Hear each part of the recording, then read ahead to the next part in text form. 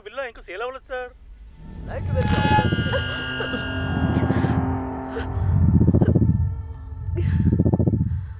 ఏదో తేడాగా ఉందేంటి?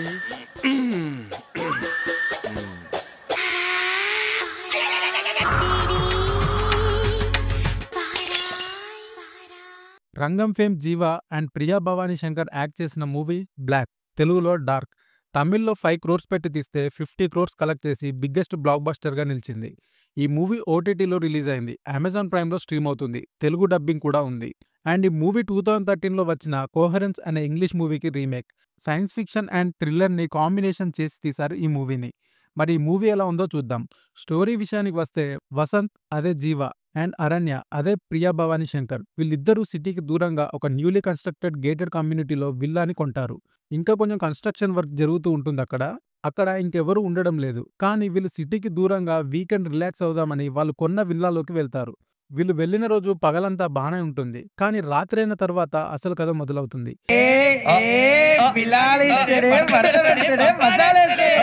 ఈ నైట్ అయ్యే వరకు స్టోరీ అంతా కొంచెం స్లోగానే పోతుంది. వన్స్ నైట్ అయ్యాక ప్రాబ్లం స్టార్ట్ అయ్యాక సినిమా ఇంట్రెస్టింగ్ గా ఉంటుంది. అండ్ ఇంకో మెయిన్ విషయం, ఈ movie BGM and sound effects next లెవెల్లో ఉంటాయి.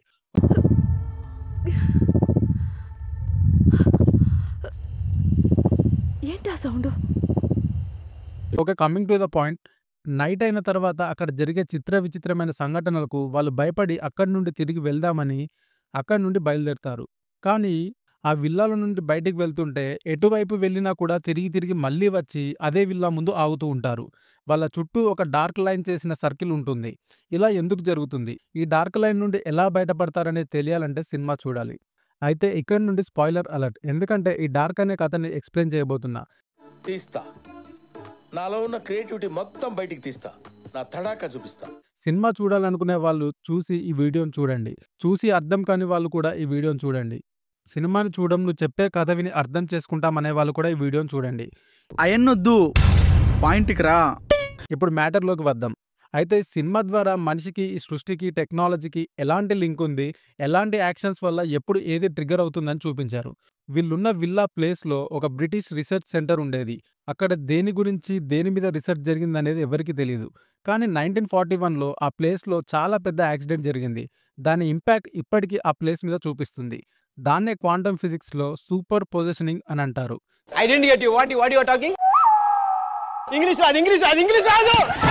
సింపుల్గా చెప్పాలంటే అదొక ప్యారలల్ రియాలిటీ. అక్కడ ఉంది మనమే, కానీ వేరేలాంటి మనం. ఇది ఎలా పాసిబుల్ అంటే మోడర్న్ సైన్స్ మనకి మల్టిపుల్ రియాలిటీస్ ఉంటాయని చెప్తుంది. ష్రోడింగర్ అనే సైంటిస్ట్ ఈ ప్యారలల్ రియాలిటీ గురించి ఒక థియరీ కూడా చెప్పాడు. సింపుల్గా చెప్పాలంటే ఒక సిచ్యువేషన్కి తీసుకుంటే దానికి మల్టిపుల్ రియాలిటీస్ ఉంటాయి. సినిమాలో చెప్పినట్టు ఒక పిల్లిని ఒక క్లోజ్డ్ బాక్స్లో పెట్టి దానికి విషం కలిపిన బ్రెడ్ పెడితే అయితే ఆ పిల్లి ఆ బ్రెడ్ తిని చనిపోతుంది, లేదా తినకుండా బతుకుంటుంది. కానీ రెండూ జరుగుతాయని సైన్స్ చెప్తుంది.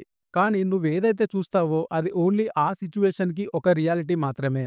ఒకవేళ పిల్లి ఆ బ్రెడ్ తిని చనిపోయింది నువ్వు చూస్తున్నావంటే వేరే రియాలిటీలో అది తినకుండా బతుకుంది అని అర్థం. నువ్వు ఎలా చెప్పావు తెలుసా? ఆకిస్ పాక్, పాకిస్ ఆక్, సో ఆక్ పాక్ కరేపాకులే చెప్పావు. కానీ ఈ టైం లైన్లో నువ్వు చూస్తున్నది ప్రకృతి యొక్క స్థితిగతి. మనకి మూవీలో చూపించింది జస్ట్ ఒక డార్క్ లైన్ కాదు, అదొక పోర్టల్, ఒక గేట్వే, వేరే టైం లైన్స్కి ఎంట్రన్స్ పాయింట్ అన్నమాట. పాస్ట్ నుండి ఫ్యూచర్కి స్ట్రేట్ లైన్ లాగా ఒకే రియాలిటీ అని మనం అనుకుంటున్నాం. కానీ సైన్స్ మల్టిపుల్ రియాలిటీస్కి పాసిబిలిటీ ఉందని చెప్తుంది. మల్టిపుల్ టైం లైన్స్కి కనెక్ట్ అయి ఉన్న ఈ డార్క్ లైన్ లేదా పోర్టల్ని వామ్ హోల్ అని అంటారు. దాన్ని క్రాస్ అయిన ప్రతిసారి వేరే ప్యారలల్ టైం లైన్స్లోకి వెళ్తాం. అందుకే మూవీలో టైం చూస్తున్నప్పుడు ఎప్పుడు వేరే ఉంటుంది, ముందుకి వెనక్కి అలా. ఈ వామ్ హోల్ అనేది ఒక ఇన్విజిబుల్ టనల్ లాంటిది. అక్కడ ఏమీ ఉన్నట్టు కనిపించదు, కానీ చాలా టైం లైన్స్ని, ప్యారలల్ రియాలిటీస్ని కనెక్ట్ చేసేదే ఈ వామ్ హోల్. ఇది మూవీలో సూపర్ మూన్ వచ్చిన రోజు ట్రిగర్ అవుతుంది అంటే పనిచేస్తుంది.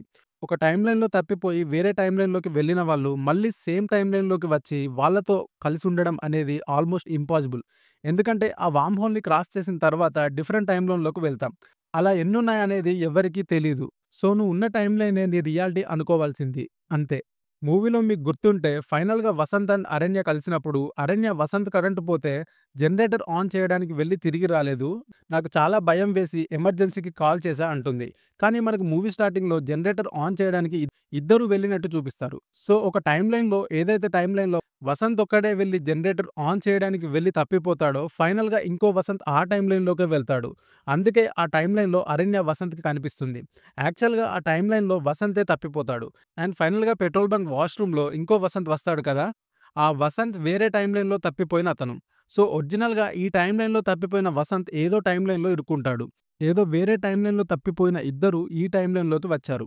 ఒక టైమ్‌లైన్‌లో ఒకసారి తప్పిపోయిన వాళ్ళు మళ్ళీ అదే టైమ్‌లైన్‌లోకి రావడానికి ప్రాబబిలిటీ చాలా తక్కువ. Almost impossible. ఎందుకంటే ఎన్ని పారలెల్ రియాలిటీస్ ఉన్నాయో తెలీదు. సో అందుకే మూవీ మధ్యలో ఇద్దరు వసంత్‌లు కలిసినప్పుడు అరణ్య కూడా అదే రూమ్‌లో ఉంటుంది.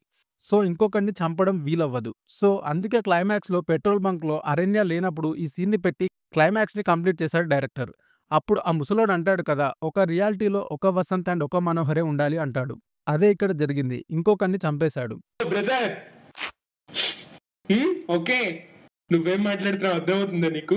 సో ఫైనల్‌గా మూవీ సమ్మరీ ఏంటంటే, ఆ బ్రిటిష్ ల్యాబ్‌లో 1941లో ఏదో పెద్ద యాక్సిడెంట్ జరిగినప్పటి నుండి ఆ ప్లేస్‌లో అలా జరుగుతుంది. అది ఎప్పుడు జరుగుతుందంటే సూపర్ మూన్ వచ్చిన రోజు. ఈ మూవీలో సూపర్ మూన్ 60 ఇయర్స్‌కి ఒకసారి వస్తుంది. ఒకసారి మనోహర్‌కి వచ్చింది. మళ్ళీ ఇప్పుడు వసంత్‌కి వచ్చింది. దట్టా ఐ థింక్ వాటో వాట్ ఆ సూపర్ మూన్ డే రోజే ఆ వార్మ్ హోల్ అనేది పనిచేస్తుంది. అది క్రాస్ చేసిన వాళ్ళు వేరే వేరే టైమ్ లైన్స్‌లోని పారలెల్ రియాలిటీస్‌లోకి వెళ్తారు. ఇదంతా రియల్ లైఫ్‌లో జరుగుతుందా అంటే పాసిబిలిటీస్ ఉన్నాయి అని సైన్స్ చెప్తుంది. కానీ అలాంటి ప్లేసెస్ ఎక్కడున్నాయి? ఆ ట్రిగ్గర్ పాయింట్స్ ఏంటి? ఎప్పుడది పనిచేస్తుందనేది ఎవరు చెప్పలేరు. ఎందుకు హెన్స్ ప్రూడ్ అని చెప్పాల్సింది కదా నువ్వే చెప్పి. Hence proved. చాలా సెకలు ఉన్నారా నీలో. అండ్ మూవీలో కొన్ని విషయాలు క్లియర్‌గా చెప్పలేదు. అదే మనోహర్ ఈ డార్క్ వార్మ్ హోల్‌ని 2 టైమ్స్ క్రాస్ చేస్తాడు. ఫస్ట్ టైమ్ క్రాస్ చేసినప్పుడు ఈ పారలెల్ రియాలిటీ ఏదైతే మనోహర్ వాళ్ళని చంపాలనుకుంటాడో అందులోకి వెళ్ళాడనుకున్నాం. అందుకే బుల్లెట్ సౌండ్ వినిపించింది. కానీ మళ్ళీ సెకండ్ టైమ్ క్రాస్ చేసినప్పుడు అదే సేమ్ టైమ్‌లైన్‌లోకి ఎలా వెళ్ళాడు? సో డైరెక్టర్ ఇక్కడ సినిమాటిక్ లిబర్టీ తీసుకున్నాడు అనిపించింది. ఎందుకంటే మనకి జరిగిన కథని అర్థమయ్యేలా చెప్పడానికి. సో ఇది గైస్ నాకు ఫైనల్‌గా డార్క్ మూవీ గురించి అర్థమైంది. ఇది కరెక్ట్ అవ్వచ్చు, అవ్వకపోవచ్చు. నా అజంప్షన్స్ కావచ్చు. లేదా నాకు ఈ విధంగా అర్థమైంది కావచ్చు. ఫైనల్‌గా ఒక క్వెషన్. మీకు ఈ డార్క్ మూవీ అర్థమైతే లాస్ట్‌లో వసంత్ అండ్ అరణ్య కలుస్తారు కదా! ఆ టైమ్‌లైన్ అండ్ ముందు వసంత్ మిస్ అయిన టైమ్‌లైన్ ఒకటేనా? కామెంట్ చేయండి చూద్దాం. ఇంత చెప్పిన తర్వాత కూడా మీకేం అర్థం కాకపోతే just get the hell and heaven sir.